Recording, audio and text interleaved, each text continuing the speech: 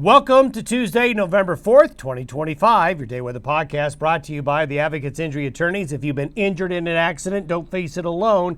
Get an experienced local Wyoming attorney on your side. Free consultations at wyomingadvocates.com or call 307-800-1952. You deserve an advocate. Well, the big moon out in full display here over the last couple of nights and will be again. We're going to see warmer temperatures after kind of a chilly, blustery day yesterday. A nice warm-up today and Wednesday. And today and Wednesday, the wind won't be bad. However, Thursday and Friday into Saturday, those 3 days, Thursday through Saturday, the wind is going to rear its ugly head, I'm afraid, as a couple of fast-moving Pacific waves will zip across the west coast, mainly the Pacific Northwest across the northern Rockies and southern Canada. This is traditionally a way to make it very windy along and east of the divide. So travelers keep that in mind Thursday through Saturday. We've got a big shot of cold coming out of Canada into the upper Midwest, Great Lakes, and the eastern United States this weekend and early next week. This is a shot of winter for those folks. Now you might be wondering, when does our shot of winter weather come? Well, we get the second one. That's going to evolve late next week, and we'll take a look at that longer term forecast. The beautiful shot of the moon again near Leadville yesterday, and Sundog in the Superstition Mountains of Arizona.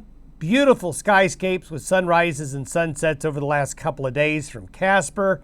Another shot there in Casper, up into the Gillette area. And then even down into Florida. A shot of the beach, the waves, beautiful skyscape there off the northeast coast of Florida. And along the Green River, look at those calm waters.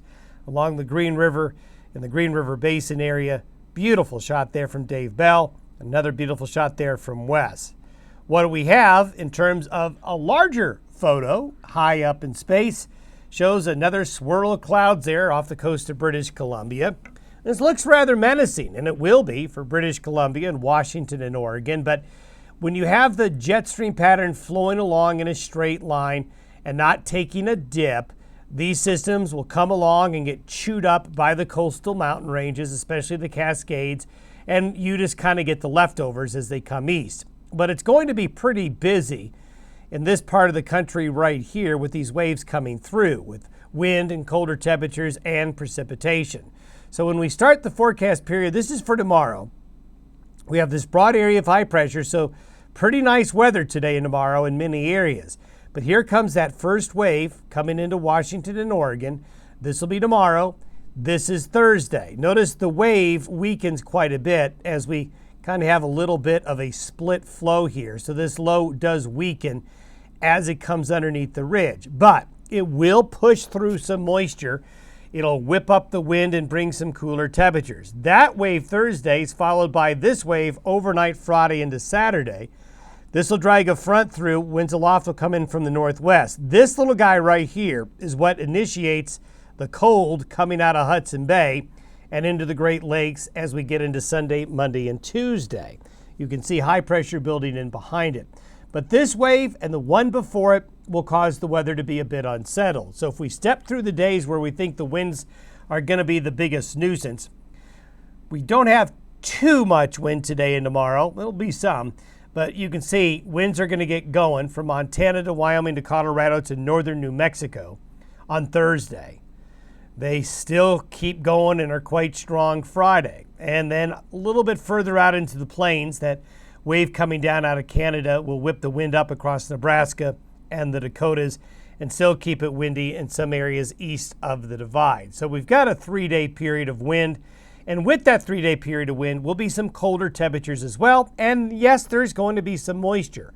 The heavier moisture, obviously the onshore flow into the Pacific Northwest, but into Northern California as well.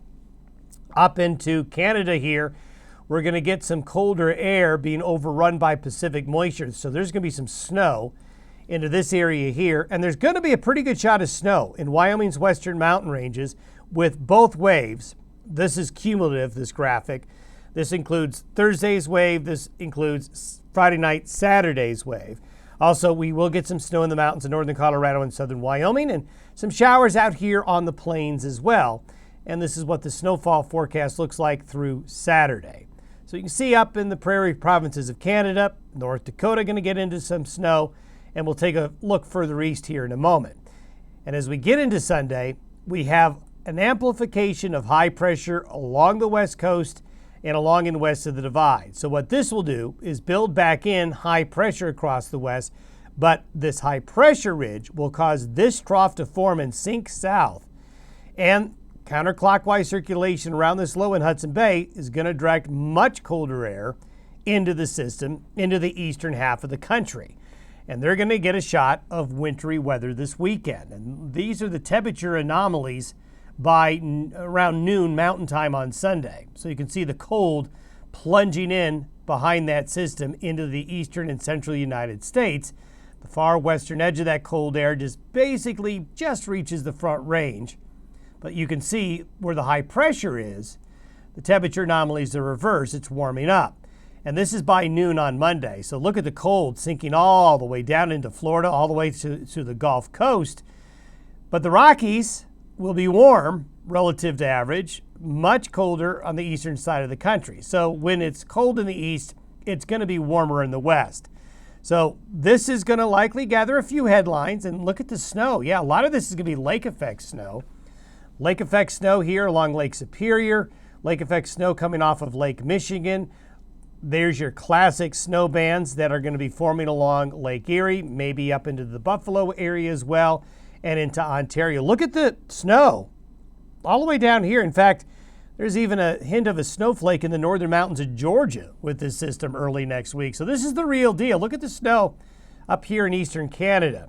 So there is winter coming, but for another 7 to 10 days or so, it's going to be in this part of the country.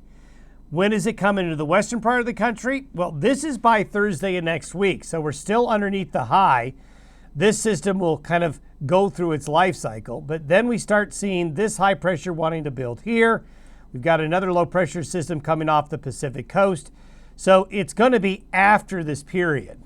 And it does look like after this period, this high will build up into here. This trough will swing into here. And we're going to see this really cold air up here kind of dumbbell and circulate counterclockwise and start to fill up some colder air up here in the Northwest Territories by mid to late next week.